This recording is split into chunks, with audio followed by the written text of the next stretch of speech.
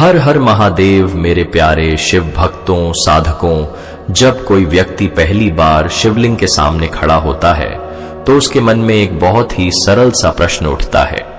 हम शिवलिंग पर जो कुछ चढ़ाते हैं, क्या वह केवल परंपरा है या उसके पीछे कोई गहरा रहस्य छिपा है? क्योंकि यदि शिव सर्वशक्तिमान हैं, पूर्ण हैं, तो उन्हें किसी वस्तु की आवश्यकता क्यों होगी? यह प्रश्न केवल जिज्ञासा नहीं है, यह चेतना के द्वार पर दस्तक है और यहीं से शिव को समझने की यात्रा शुरू होती है। शिवलिंग कोई मूर्ति नहीं है, यह समझना बहुत आवश्यक है। शिवलिंग उस सत्य का प्रतीक है जो न आदि है न अंत।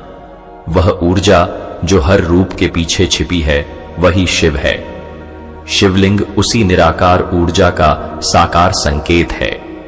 जब हम शिवलिंग पर कुछ चढ़ाते हैं तो वास्तव में हम शिव को नहीं, स्वयं को समर्पित कर रहे होते हैं।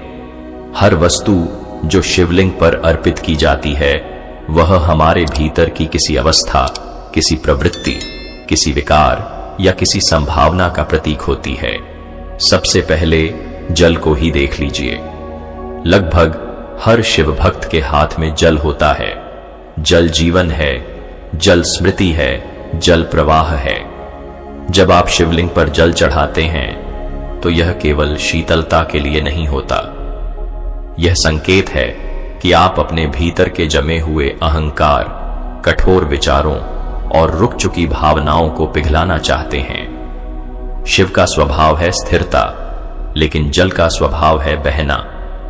जब जल शिवलिंग पर बहता है तो वह हमें यह याद दिलाता है कि जीवन में स्थिर रहो पर जड़ मत बनो। फिर दूध चढ़ाया जाता है। दूध को पवित्रता का प्रतीक माना गया है, लेकिन इसका अर्थ केवल बाहरी पवित्रता नहीं है। दूध उस मन की अवस्था का संकेत है जो सरल है, जो छल नहीं जानता, जो दूषित नहीं हुआ है। जब कोई शिवलिंग पर दूध चढ़ाता है तो अनजाने में ही वह यह प्रार्थना करता है कि मेरा मन फिर से वैसा ही निष्कलुष हो जाए जैसा एक बच्चे का होता है। दूध शिव के वैराग्य को नहीं, भक्त की मासूम इच्छा को दर्शाता है। शहद चढ़ाया जाता है। शहद मिठास का प्रतीक है। जीवन में साधना कठोर हो सकती है, तपस्या कठिन हो सकती है, लेकिन शिव यह नहीं चाहते कि जीवन रसहीन हो जाए। शहद यह स्मरण कराता है कि ध्यान के मार्ग पर चलते हुए भी जीवन में मधुरता बनी रहनी चाहिए। जब शहद शिवलिंग को स्पर्श करता है तो वह हमें यह सिखाता है कि कठोर सत्य भी प्रेम और करुणा से जिया जा सकता है। दही चढ़ाया जाता है। दही का स्वभाव ठंडक देना और संतुलन बनाना है। यह उस मानसिक अवस्था का प्रतीक है जिसमें व्यक्ति न अधिक उत्तेजित होता है, न अत्यधिक उदास। शिव संतुलन है। शिव तांडव भी हैं और ध्यानस्थ मौन भी। दही चढ़ाकर साधक यह संकेत देता है कि वह अपने भीतर के असंतुलन को शांत करना चाहता है। फिर घी आता है। घी अग्नि से जुड़ा है। यज्ञ में घी डाला जाता है क्योंकि घी अग्नि को पोषण देता है। शिवलिंग पर घी चढ़ाने का अर्थ है कि आप अपने भीतर की चेतना की अग्नि को प्रज्वलित करना चाहते हैं। यह केवल धार्मिक क्रिया नहीं है, यह भीतर के अज्ञान को जलाने की कामना है। बिल्व पत्र का महत्व सबसे गहरा है। बिल्व पत्र के 3 पत्ते होते हैं। ये 3 पत्ते शरीर, मन और आत्मा के प्रतीक हैं। जब बिल्व पत्र शिवलिंग पर रखा जाता है तो वह यह दर्शाता है कि साधक अपने जीवन के 3 स्तरों को शिव को समर्पित कर रहा है। बिल्व वृक्ष स्वयं तपस्वी वृक्ष है। वह कम जल में भी जीवित रहता है, जैसे शिव न्यूनतम में भी पूर्ण है। बिल्व पत्र चढ़ाना यह स्वीकार करना है कि मैं अपने जीवन को सरल बनाना चाहता हूं। भस्म या राख भी शिव से जुड़ी हुई है। भस्म मृत्यु की याद दिलाती है, लेकिन शिव मृत्यु से डराते नहीं, शिव मृत्यु को स्वीकार करना सिखाते हैं। जब भस्म शिवलिंग पर अर्पित की जाती है तो वह यह स्मरण कराती है कि एक दिन यह शरीर भी राख बन जाएगा। तब जो बचेगा वही शिव है। यह अर्पण वैराग्य का नहीं, जागरूकता का प्रतीक है। फल और फूल भी चढ़ाए जाते हैं। फूल क्षणिक होते हैं, आज खिले हैं कल मुरझा जाएंगे। फूल चढ़ाकर साधक यह स्वीकार करता है कि जीवन क्षण भंगुर है, लेकिन इस क्षण में भी सौंदर्य है। फल कर्म का प्रतीक है। जैसे बीज बोया जाता है वैसे ही फल मिलता है। शिवलिंग पर फल अर्पित करना यह स्वीकार करना है कि मेरे कर्मों का फल अब मैं शिव को समर्पित करता हूं। मैं उसके बंधन से मुक्त होना चाहता हूं। यह सब वस्तुएं मिलकर एक ही बात कहती हैं, शिव को कुछ चाहिए नहीं। शिव केवल यह देखना चाहते हैं कि आप अपने भीतर क्या चढ़ा रहे हैं। क्या आप अपना अहं चढ़ा रहे हैं या केवल वस्तुएं? क्या आप अपनी वासना, क्रोध, भय, संदेह को शिव के चरणों में रख पा रहे हैं या नहीं? जब कोई व्यक्ति सच्चे भाव से शिवलिंग पर अर्पण करता है तो वह वस्तु नहीं चढ़ाता, वह अपनी यात्रा चढ़ाता है। तभी शिवलिंग पत्थर नहीं रहता, वह जीवंत हो उठता है। और तभी शिव केवल मंदिर में नहीं रहते, वह आपके भीतर जाग उठते हैं। अब जब साधक यह समझने लगता है कि शिवलिंग पर चढ़ाई जाने वाली हर वस्तु वास्तव में भीतर की किसी अवस्था का प्रतीक है, तब उसके भीतर एक सूक्ष्म परिवर्तन शुरू हो जाता है। अब वह मंदिर में केवल चढ़ाने नहीं आता, वह देखने आता है कि उसके भीतर क्या चल रहा है। क्योंकि शिव को बाहर खोजने वाला अंत में थक जाता है, लेकिन जो भीतर झांकना शुरू करता है वही शिव के निकट पहुंचता है। शिवलिंग पर जो सबसे महत्वपूर्ण अर्पण होता है वह दिखाई नहीं देता, वह है भावना। अगर जल चढ़ रहा है लेकिन मन में क्रोध भरा है तो वह जल केवल जल रह जाता है। अगर दूध चढ़ रहा है लेकिन मन में छल है तो वह दूध पवित्र नहीं रह जाता। शिव वस्तु नहीं देखते, शिव भाव देखते हैं। यही कारण है कि कभी कभी एक गरीब साधक का एक लोटा जल भी शिव को प्रिय हो जाता है, और कभी कभी सोने चांदी से सजे मंदिर भी मौन रह जाते हैं। धीरे धीरे साधक यह समझने लगता है कि शिवलिंग पर जो कुछ चढ़ाया जाता है वह 5 तत्वों से जुड़ा हुआ है: पृथ्वी, जल, अग्नि, वायु और आकाश। शिव पंच महाभूतों के स्वामी हैं। शिवलिंग स्वयं पृथ्वी तत्व का प्रतीक है। उस पर बहता जल जल तत्व को दर्शाता है। दीपक या घी अग्नि तत्व का संकेत देता है। मंत्रोच्चार और श्वास प्रश्वास वायु तत्व से जुड़ा है, और जो मौन वहां उपस्थित रहता है वही आकाश तत्व है। जब कोई व्यक्ति शिवलिंग के सामने खड़ा होकर कुछ क्षण चुपचाप सांसों को देखता है, तब वह अनजाने में ही वायु तत्व को शुद्ध कर रहा होता है। जब वह मंत्र बोलता है तब शब्दों के कंपन से आकाश तत्व प्रभावित होता है। जब वह दिया जलाता है तब अग्नि को साक्षी बनाता है, और जब वह फूल, फल या भस्म चढ़ाता है तब पृथ्वी को स्वीकार करता है। इस तरह शिव पूजन कोई कर्मकांड नहीं रहता, वह एक सूक्ष्म योग प्रक्रिया बन जाता है। शिवलिंग पर चढ़ाया गया हर द्रव्य हमें यह भी सिखाता है कि जीवन में कुछ भी स्थायी नहीं है। जल बह जाता है, दूध सूख जाता है, फूल मुरझा जाते हैं, फल समय के साथ नष्ट हो जाते हैं, लेकिन शिवलिंग वहीं रहता है, स्थिर, शांत, अडिग। यह हमें याद दिलाता है कि परिवर्तन वस्तुओं में है, अनुभवों में है, परिस्थितियों में है। जो बदलता नहीं वही शिव है। एक समय आता है जब साधक बाहरी अर्पण से आगे बढ़ता है। अब वह पूछता है, क्या केवल वस्तुएं चढ़ाना पर्याप्त है? और यहीं से शिव का असली रहस्य खुलता है। शिव कहते हैं, मुझे तुम्हारा समय चाहिए, मुझे तुम्हारा ध्यान चाहिए, मुझे तुम्हारा अहं चाहिए। क्योंकि जब तक अहं नहीं चढ़ेगा तब तक शिव प्रकट नहीं होंगे। अहं वह सबसे कठिन वस्तु है जिसे चढ़ाया जाता है।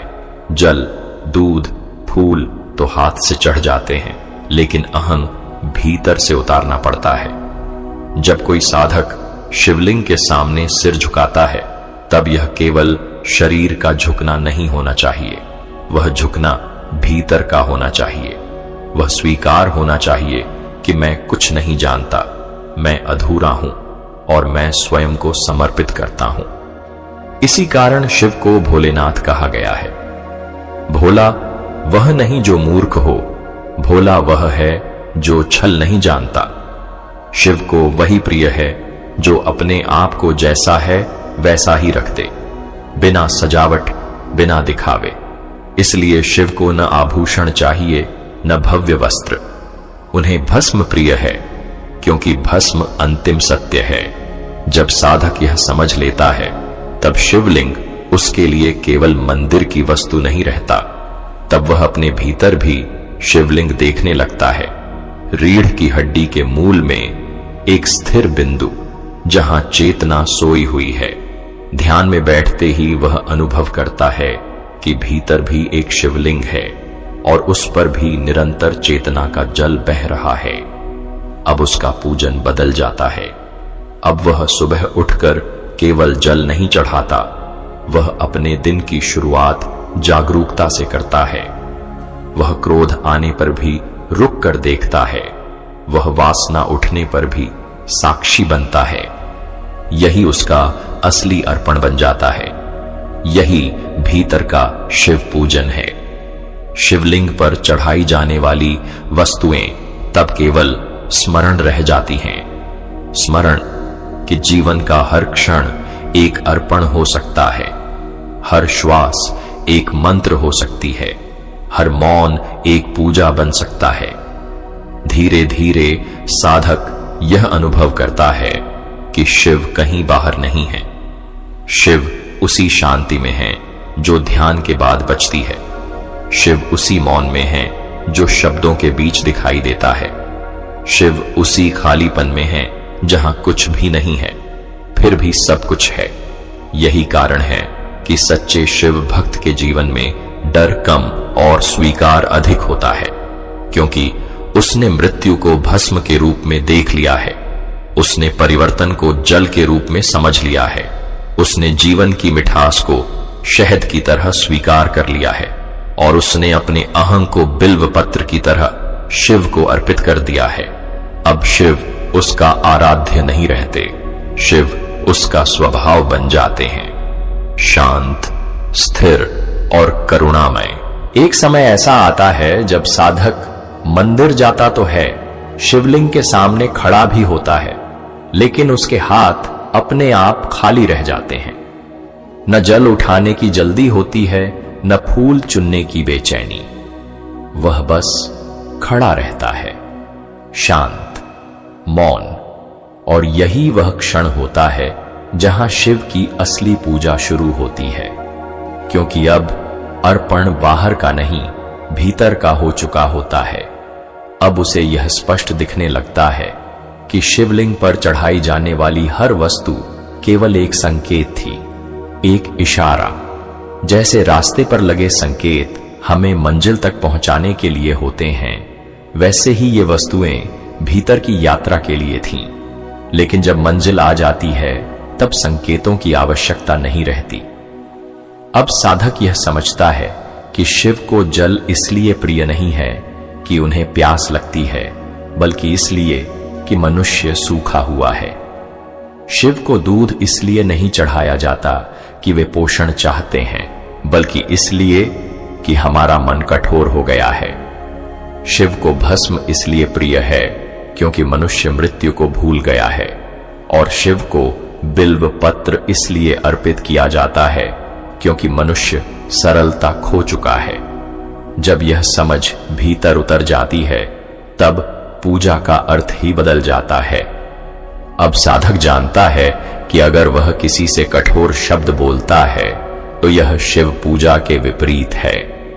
अगर वह किसी को पीड़ा देता है तो वह शिवलिंग पर चढ़ाए गए जल को भीतर ही सुखा देता है, और अगर वह किसी के दुहक में मौन होकर बैठ जाता है तो वही सबसे बड़ी अभिषेक क्रिया बन जाती है।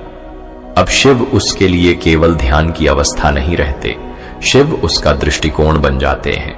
वह जीवन को अब संघर्ष की तरह नहीं, एक प्रवाह की तरह देखने लगता है। जैसे शिव गंगा को अपने जटाओं में रोकते नहीं, केवल संतुलित करते हैं, वैसे ही साधक अब भावनाओं को दबाता नहीं, केवल देखता है। और यही देखने की कला उसे मुक्त करती है। धीरे धीरे साधक के भीतर से मांग समाप्त होने लगती है। अब वह शिव से कुछ नहीं चाहता, न सुख, न दुहक से मुक्ति, न वरदान, न सिद्धि, क्योंकि वह समझ गया है कि जो चाहता है वह अभी भी अलग है। और शिव अलगाव नहीं है, शिव एकता है। अब उसकी प्रार्थना बदल जाती है। अब वह कहता नहीं है देता है, वह कहता नहीं है रहता है। वह शब्दों से नहीं, मौन से जुड़ता है। और इसी मौन में वह पहली बार शिव की उपस्थिति को अनुभव करता है। कोई आकृति नहीं, कोई रूप नहीं, बस एक असीम शांति जो भीतर और बाहर एक साथ फैल जाती है। यही वह अवस्था है जहां शिवलिंग भी विलीन होने लगता है। अब पत्थर पत्थर नहीं रहता। अब साधक यह देखता है कि वही शिवलिंग उसके भीतर भी है और उसी पर हर क्षण जीवन बह रहा है। सांस अंदर जाती है, सांस बाहर आती है, यह भी एक अभिषेक है। हृदय धड़कता है, यह भी एक मंत्र है। विचार उठते हैं और गिर जाते हैं, यह भी एक तांडव है। अब उसे यह भी समझ आता है कि शिव न तो केवल वैराग्य है, न केवल गृहस्थ, शिव संतुलन है। इसलिए शिवलिंग पर चढ़ाई जाने वाली वस्तुएं कभी एकतरफा नहीं होती। कभी मिठास, कभी कड़वाहट, कभी शीतलता, कभी भस्म, क्योंकि जीवन भी ऐसा ही है। और शिव जीवन से भागने का नहीं, जीवन को पूरी तरह जीने का नाम है। अब साधक मंदिर में जाता है तो लोगों को देखता है। कोई जल्दी में है, कोई इच्छा से भरा हुआ है, कोई डर से प्रार्थना कर रहा है। और उसके भीतर करुणा उठती है। यही करुणा अब उसका फूल बन जाती है। यही करुणा उसका जल बन जाती है। यही करुणा उसका भोग बन जाती है। अब वह जानता है कि अगर उसने किसी भूखे को भोजन दिया तो वह शिवलिंग पर फल चढ़ाने से कम नहीं है।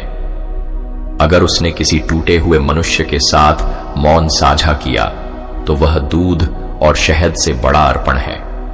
और अगर उसने अपने भीतर उठे अहंग को देख लिया और छोड़ दिया तो वह सबसे बड़ा बिल्व पत्र है।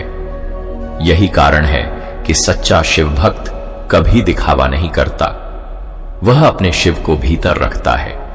वह ऊंचे स्वर में नहीं, गहरे मौन में जीता है। वह भीड़ में भी अकेला होता है और अकेले में भी पूर्ण। और यहीं शिवलिंग की सबसे गहरी शिक्षा छिपी है। शिवलिंग हमें यह सिखाता है कि जीवन का केंद्र स्थिर हो सकता है, भले ही चारों ओर परिवर्तन हो। कि आप संसार में रहते हुए भी संसार से बांधे न हो। कि आप कर्म करें लेकिन कर्ता न बने। जब यह समझ जीवन में उतर जाती है तब साधक को शिवलिंग पर कुछ चढ़ाने की आवश्यकता नहीं रहती, क्योंकि तब उसका पूरा जीवन ही शिव को चढ़ा हुआ होता है। उसकी हर सांस एक अर्पण होती है।